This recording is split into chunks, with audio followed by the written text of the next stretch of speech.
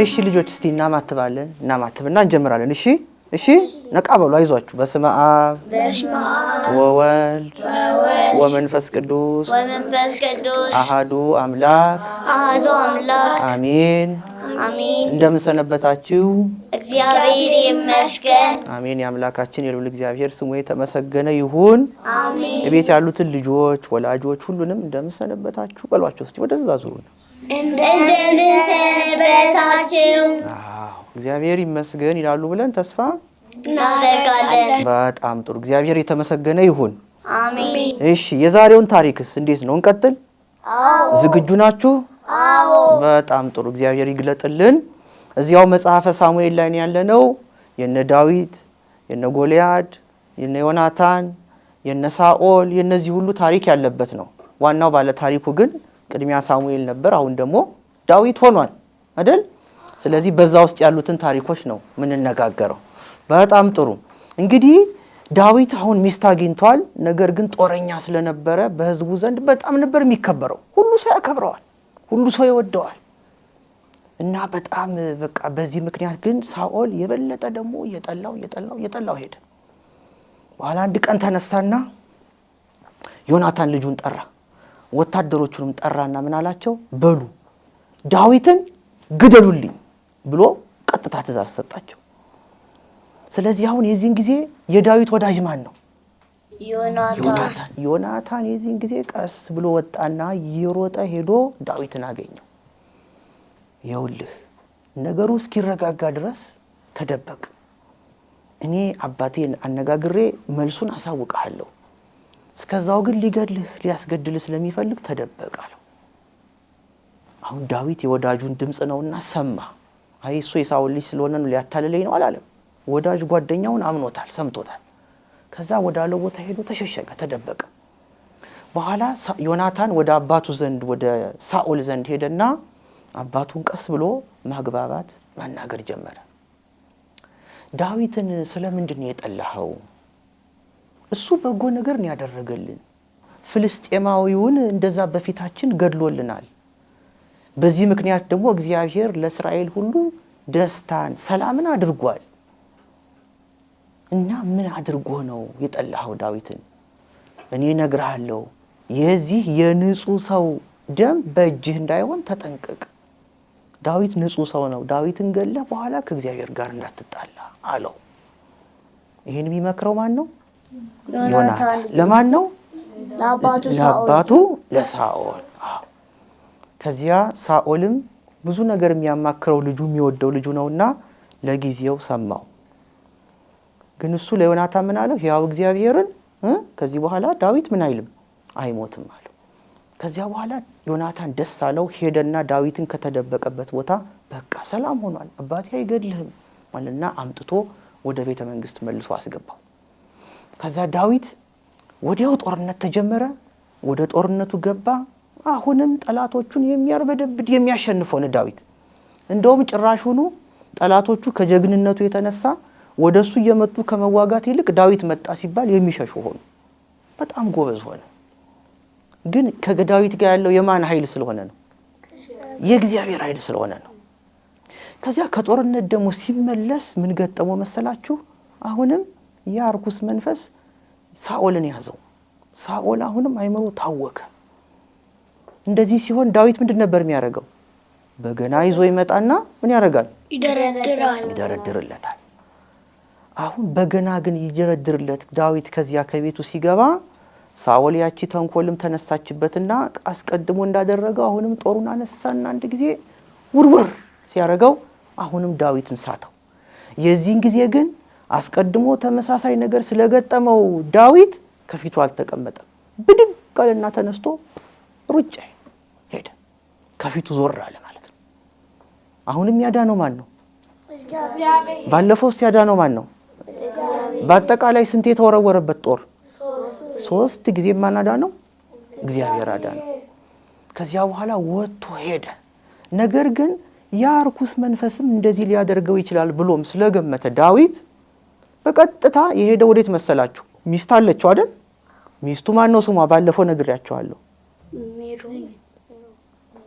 ሜሮብንማ አልሰጥህም ብሎት በኋላ ማናት የወደደችውና ያገባት ሜልኮል ወዳለችበት ጋር ሄደ። ከዚያ ሜልኮል ደግሞ ሳኦል ሊገድለው እንደሚፈልግ ሰምታለች።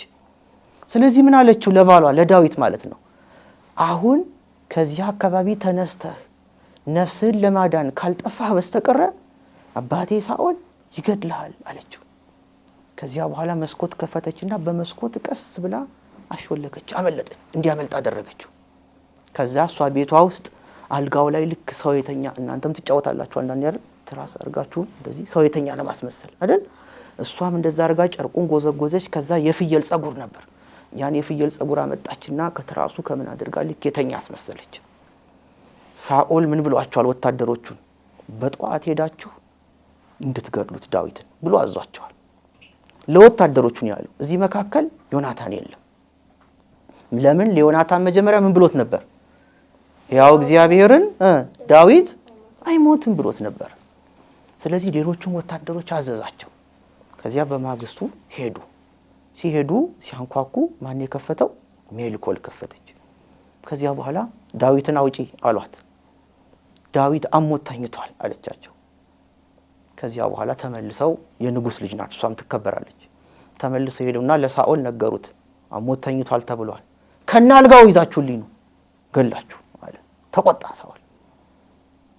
ከዚያ ተመልሰው ሄዱና ገፈታትረው እሷን ገብተው አልጋውን ግልጥ ሲያረጉ ያለው ምንድነው? ጨርቅና የፍየል ጸጉር ነው ያለው። ዳዊት ምን ብሏል? አምልጧል፣ ሸሽቷል አይደለ? አዎ ሸሽቷል። ስለዚህ የዚህን ሰዓት ሊያገኙት አልቻሉም። አሁንም የሳኦል ሙከራ ዳዊትን ለመግደል አልተሳካም። ከዳዊት ጋር ማን አለ? እግዚአብሔር አለ። ሜልኮል እንዲያመልጥ ያደረገችውን ቢሆን ሜልኮል እንደዛ እንድታስብ ደግሞ የሚያረጋት ማን ነው? እግዚአብሔር ነው። አሁንም እግዚአብሔር እየጠበቀው ነው። ከዚያ በኋላ ግን ዳዊት የት ሄደ አትሉ?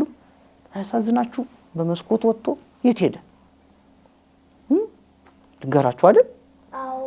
መጀመሪያ ንጉስ እንዲሆን የቀባው የእግዚአብሔር ሰው የሚባለው ማን አለ? ሳሙኤል አለ። ሳሙኤል ደግሞ የሚኖረው አርማቴ በምትባል አገር ነበር። በዛው በእስራኤል ሆነ አርማቴ ውስጥ እና ወደ አርማቴ ነው የገሰገሰው። ሌላ ቦታ አማራጭ አልወሰደም ዳዊት። ምክንያቱም ከእግዚአብሔር ጋር የሚነጋገር መጀመሪያም እሱን ንጉስ ትሆናለህ እንደሚሆን የነገረው በቀጥታ ከእግዚአብሔር ሳይሆን በእግዚአብሔር ሰው በነብዩ ሳሙኤል አማካኝነት ነው። ስለዚህ ወደ ሳሙኤል ዘንድ ሄደ አርማቴና እያንዳንዷን ነገር ሳይደብቅ ለዚህ ለመንፈስ አባቱ ለሳሙኤል ነገረው። ሳኦል እያሳደደው እንደሆነ፣ ጦር እንደወረወረበት፣ ዮናታን ግን እንዳዘነለት በቃ ያለውን ነገር ሁሉ ነገረው። ከዚያ እውነትም ሳኦል እንደቀናበት ስለተረዳ ሳሙኤል ቀድሞ የሚያጠፋውን ጥፋት ስለሚያውቅ በዚያ እንዲቆይ ያደረገው። ሳኦል ግን አሁንም ረፍት የለውም። ትንሽ ቆይቶ ወሬ ደረሰው። ዳዊት ሳሙኤል ወዳለበት ወደ አርማቴ ሄዶ ተሸሽጓል የሚል ዜና ደረሰው። የመጀመሪያ ዙር መልእክተኞችን ሰበሰበና ሰዎችን በሉ ሄዳችሁ ዳዊትን አምጡልኝ አላቸው ወደ ሳሙኤል ጋር። ከዚያ ሰዎቹ ሄዱ፣ ተላኩ። ወታደሮች ናቸው፣ መልእክተኞች ናቸው። ሄዱ። ከዚያ በአርማቴ ሲደርሱ ዳዊትና ሳሙኤል ወዳሉበት ቤት ሲቃረቡ ሲደርሱ የተላኩት መልእክት ካይምሯቸው ጠፋና ትንቢት ተናገሩ። ትንቢት መናገር ጀመሩ።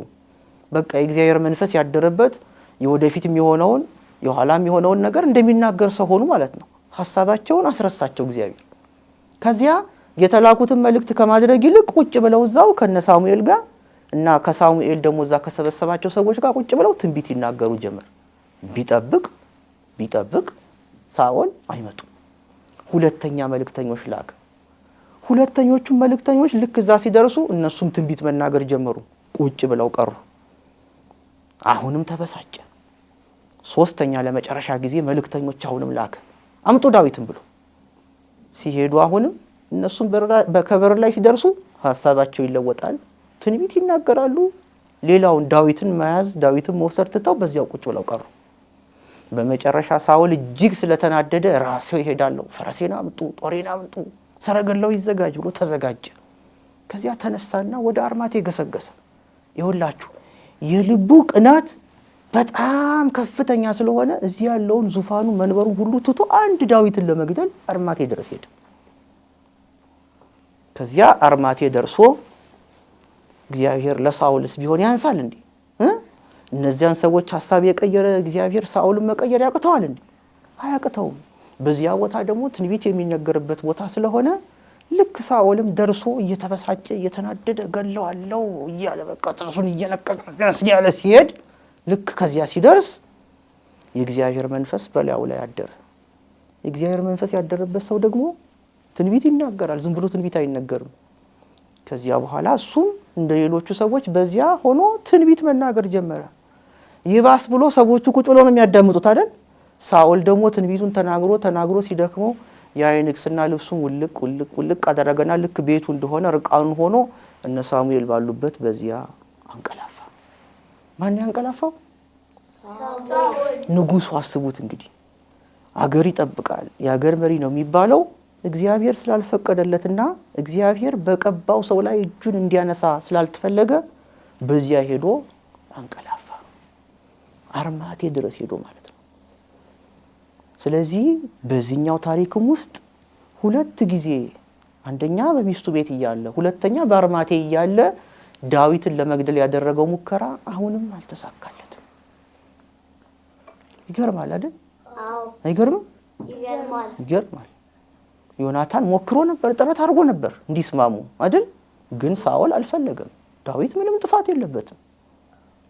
በመጨረሻ ግን ደግሞ እግዚአብሔር አሁን በዚህኛው ታሪክ መጨረሻ አስተማረው።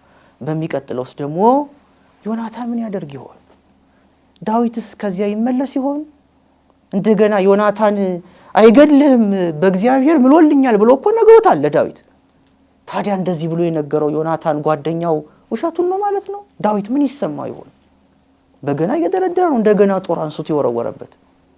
ስለዚህ ከተደበቅኩበት አምጥቶ አባቱ ፊት አቁሞኝ ጦር ወርውሮብኝ ደግሞ እንደገና ሊያስገድለኝ ነው ብሎ ያስብ ይሆን ዳዊት?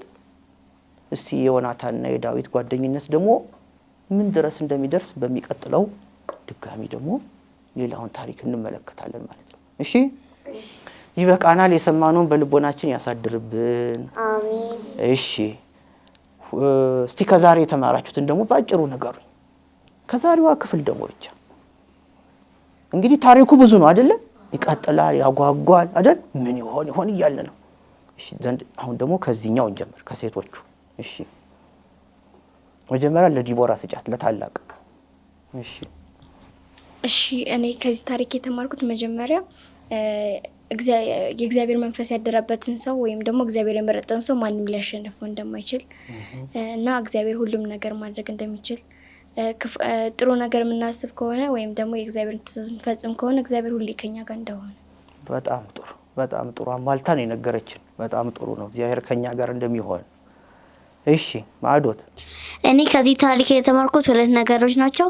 አንደኛው እግዚአብሔር የመረጠው ሰው ፈጽሞ ተንኮል ቢታሰብበትም ፈጽሞ ተንኮል እንደማይደረስበት። እሺ ሁለተኛው ደግሞ መሐላ በማለን ቁጥር ስናፈርስ መጥፎ ነገር መንገዳችን ላይ እንደሚጠብቀን እና ሐሳባችንን የሚያስቀይረን የእግዚአብሔር መንፈስ ያለበት ግን እርኩስ መንፈሳችንን አስረስቶ የእግዚአብሔር መንፈስ የሚያቀርበን መንገድ እንደሚኖር። በጣም ጥሩ። እግዚአብሔር ከፈለገ ከፈቀደ እኛ ደግሞ ለእግዚአብሔር ታማኝ ከሆንን መንፈሱን ያሳድርብናል፣ እርኩሱ መንፈስ ደግሞ ያርቅልናል። መሐላችንን መጠበቅ አለብን። ጎበዝ። እሺ አስቀምጪ እዚህ። እሺ ከዚህ ደግሞ እሺ እኔ ከዚህ ታሪክ የተማርኩት እግዚአብሔር የመረጠው ሰው ሁሌም እግዚአብሔር እንደሚጠብቀውና እግዚአብሔር ካጠገቡ እንዳለ። በጣም ጥሩ። እግዚአብሔር የመረጠው ሰው እግዚአብሔር ሁሉ ጊዜ ካጠገቡ አለ። ልክ እንደ ዳዊት የሚለው ነው። በጣም ጥሩ። እሺ ጎበዞች። ዛሬዋም ታሪክ በደንብ ይዛችኋል ማለት ነው። እኔም ከታሪኩ እንድታቁ የምፈልጋቸውን መሰረታዊ ነጥቦች እነግራችኋለሁ። እሺ ታሪክ ተማራችሁ፣ አወቃችሁ። ከዛ ምንድነው እኔ ምን እንዳረግ ነው የሚለው ማወቅ አለባችሁ ሁሉ ጊዜ። እሺ የመጀመሪያው ቀናተኛ እንዳትሆኑ ነው። እሺ ቀናተኛ ማለት በክፉ የሚቀና ማለት ነው። ለጥሩ ነገር መቀናት ጥሩ ነው፣ ለምሳሌ እግዚአብሔር የሚወደውን ነገር አሁን ዲያቆናት መሆን ብትፈልጉ ለምሳሌ ዲያቆን መሆን ፈልጋለሁ ብሎ አንድ ጥሩ በሆነ ዲያቆን መቅናት ይቻላል። ያ ማለት በሱ ክፉ ነገር ማሰብ ሳይሆን እንደሱ በሆንኩ ማለት ነው። እንደሱ እንደው አገልጋይ በሆን ብሎ መቅናት ጥሩ ቅናት ነው። የሳውል ግን እንደሱ በሆንኩ እንደ ዳዊት በሆንኩ አይነት ሳይሆን ምንድነው የሚያደርገው? ምንም ነገር ዳዊት ላይ ሲሆን ደስ አይለው። ስለዚህ ቀናተኛ መጥፎ ቅናት ያለባችሁ ሰዎች እንዳትሆኑ መጠንቀቅ አለባችሁ ማለት ነው። እሺ ሁለተኛ ደግሞ ጓደኛ ምን ያህል ርቀት እንደሚሄድ ማወቅ አለባችሁ። ለጓደኛችሁ ስትሉ ዝም ብሎ ተቀይሞ አክሩፎ ከመቅረት ይልቅ መሄድ እስከሚገባችሁ መጨረሻ ድረስ እንድትሄዱ ዮናታን ያስተምራቸዋል። ዮናታን ሂድና ገለህ አምጣልኝ ወይም ደግሞ ግደልልኝ ብሎ አባቱ ሲያዘው ቀጥታ ወደ መግደል አይደለም ይሄደው አይደል? አባቱን ይወዳል፣ አባቱን ያከብራል። ነገር ግን ዳዊት ደግሞ ጥፋት እንደሌለበት ያውቃል። ስለዚህ ጓደኛውን ለማዳን ሄዶ ለጊዜው እስቲ አባቴ እስኪበርድለት ድረስ ተደበቅ ብሎ አለ። ከዚያ ደግሞ መለስ ብሎ አባቱን ማታለል ደግሞ እንዳይሆንበት ተመልሶ አባቱን ተማጸነው ማለት ነው። ምንም አላጠፋም እኮ አይደል ያለው? ምን አደረገ? ንጹህ ሰው ነው፣ አንተም እንዳትጎዳ እሱም እንዳይጎዳ ብሎ አስማማቸው። ስለዚህ እውነተኛ ጓደኛ እስከ መጨረሻው ድረስ ለጓደኛው ሲል ጥሩ ነገር ማድረግ እንዳለበት መታገል እንዳለበት ከዚህ መማር አለባችሁ ማለት ነው። ግልጽ ነው? ሶስተኛው ደግሞ ሲከፋችሁ ክፉ ነገር ሲገጥማችሁ ወደፊትም ቢሆን በተለይ ትልቅ ስትሆኑ ያን ሐሳባችሁ መግለጽ ያለባችሁ በዚህ ዘመን አሁን ለካህናት ነው፣ ለአባቶች ለንስሐ አባት ይባላል። አሁን በዚያን ጊዜ እሱ ከእግዚአብሔር ጋር መጀመሪያ ያገናኘው ያንን መንፈስ ያስተዋወቀው ማን ነው? ዮናታን አይደለም። ዮናታን ጓደኛው ነው። ሳሙኤል፣ ጎበዞች ሳሙኤል። ስለዚህ በከፋው ጊዜ በስደቱ ጊዜ ሌላ ቦታ ከመሄድ እዚህ ከማለት ይልቅ በቀጥታ ወደ ማን ሄደው? ወደ ሳሙኤል። ሳኦልንም ያውቀዋል፣ እኔንም ያውቀኛል። ስለዚህ ደግሞ እሱ የእግዚአብሔር ሰው ነው፣ ከእግዚአብሔር ጋር ያለውን ትክክለኛ ነገር ይነግረኛል ብሎ ወደ እሱ እንደሄደ ሁሉ እናንተም ቢከፋችሁ ችግር ቢገጥማችሁ ከወላጆቻችሁ ቀጥሎ ማን አሉ ማለት ነው? ካህናት አሉ፣ የእግዚአብሔር ሰዎች እንደራሴዎች አሉ። እና ከካህናት ጋር ቅርብ መሆን እንዳለባችሁ ማወቅ ይኖርባችኋል ለማለት ነው። ገብቷችኋል? ግልጽ ነው? ሁልጊዜ እንደምላችሁ ጽኑ በእምነታችሁ፣ ጠንክሩ በትምህርታችሁ፣ ታዘዙ፣ ለእናት ለአባታችሁ ለታላላቆቻችሁ ደግሞ ተፋቀሩ እርስ በርሳችሁ። ተስፋ አላት በእናንተ ቅድስት ቤተ ክርስቲያናችሁ ኦርቶዶክሳዊት ተዋህዶ ሃይማኖታችሁ ኢትዮጵያ ደግሞ ሀገራችሁ። በጣም ጥሩ ሀገራችሁ። ቤት ያሉትን ልጆች ሰላም ሁኑ፣ ሰላም ያገናኘን በሏቸው። ወደዚያ ዙሩ። እዛ ሰላም ሁኑ፣ ሰላም ያገናኘን። አሜን። ሰላም ያገናኘን ብለዋል። ይበቃናል። እሺ